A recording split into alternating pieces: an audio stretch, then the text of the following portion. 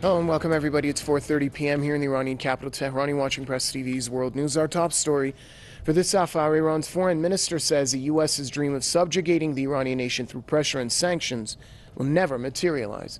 In the comments on his Twitter page, Mohammad Javad Zarif denounced the U.S.-British orchestrated coup that toppled the democratically elected government of Iranian Prime Minister Mohammad Mossadegh back in 1953. He said the so-called Iran Action Group set up recently by the U.S. will not see its dream of pulling off a similar coup d'etat through pressure and misinformation come true. Zarif also touched upon the developments surrounding the Iran nuclear deal. He said that Europe has not shown its willingness to, quote, pay the price of defying Washington to save the agreement. He said Europe should put forward proposals to maintain oil and banking ties with Iran after the second phase of U.S. sanctions return in November. Author and commentator John Stepling joins us now from Norway. Mr. Stepling, welcome to the program. Give us your thoughts on the recent comments made by Iranian Foreign Minister Mohammad Javad Zarif, most notably about the new so-called anti-Iran Action Group. Well, the Iran Action Group is being pushed very hard by Mike Pompeo, the head of the CIA, and he gave a press conference that was breathtaking for its dishonesty. I mean, it was a litany of bald-faced lies, starting with the fact that Iran was a force for destabilization and was probably part of a nuclear arms race and all of these things.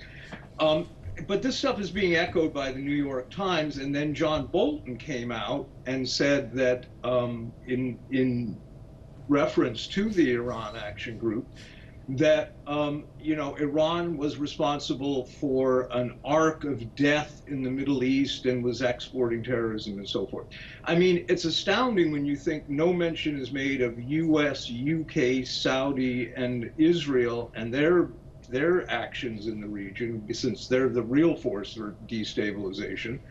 But this is the blueprint the U.S. has used before. I mean, they're laying out a blueprint that is designed to foment a color revolution in Iran.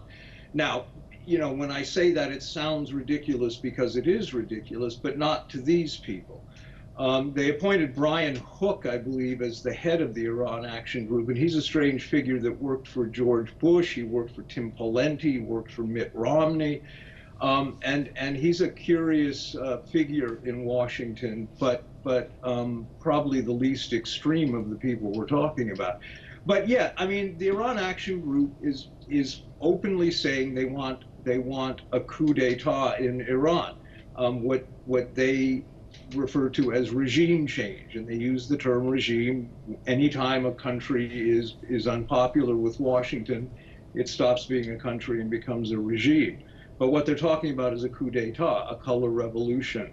And while they may have had, a sort of success in Georgia, they're certainly not going to in Iran. But all the other things Pompeo said were falsehoods. I mean, all of them were absolute lies. And the thing is, apropos of that New York Times op-ed, the question is never raised about this mythical Iranian nuclear development program that they want the bomb or something. But the question is never raised why it is all these other countries get to have the bomb and Iran doesn't. I mean, who decides that? The United States, apparently. And this has been the hubris and arrogance of the U.S. for a long time. But clearly the U.S. is ratcheting up their rhetoric regards Iran, but also regards China and Russia. And it's hard to know where their real focus is being directed, and I think that's kind of the question. They're in a trade war with China, and one that they can't win, and I think they know that. So there's going to be some sort of push there for accommodation. But there won't be with Iran. I mean, people like Mattis and Pompeo actually really would like some kind of direct military confrontation, but the U.S. is stretched awfully thin and probably can't do that. So they're looking for a color revolution, or some kind of proxy conflict, and that was part of Indeed. the justification for this assault on Yemen. So, but it's just astonishingly dishonest, all of it. And but then that's nothing new, is it? Author and commentator John Stepling joining us from Norway. Thank you for your comments, sir.